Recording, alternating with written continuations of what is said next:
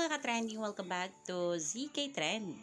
Iba ang glow ngayon ni Bel Mariano sa mga paninda o ini-endorse niya na ipinost sa kanyang social media account.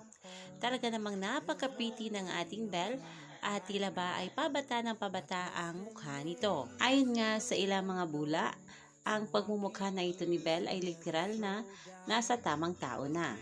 At syempre mga kababis, pag-uusapan natin ngayon ang pamamasyal ni Bel Mariano kasama nga ang kanyang pamilya sa Logetas Hanging Garden Spa.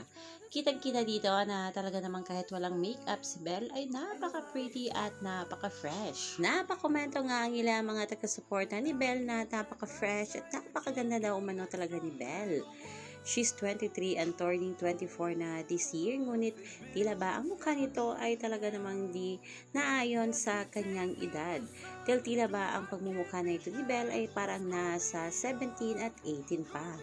Grabe talaga itong ating Bel Mariano at mapapastars tsaka talaga sa ganda at sa kabaitan nito. At halos nga mga staff ng Naturang Spa ay nakapag-picture nga kay Bel dahil talaga naman itong ating Bel ay grabe nga kung maka-entertain nga ng mga tao.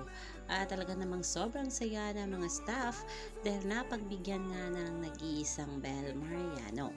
Yan na muna ang pa-update natin ngayon mga kababli. Stay tuned for more Dawn Bell updates. Hanggang dito na lang. Maraming salamat sa inyong patuloy na panonood.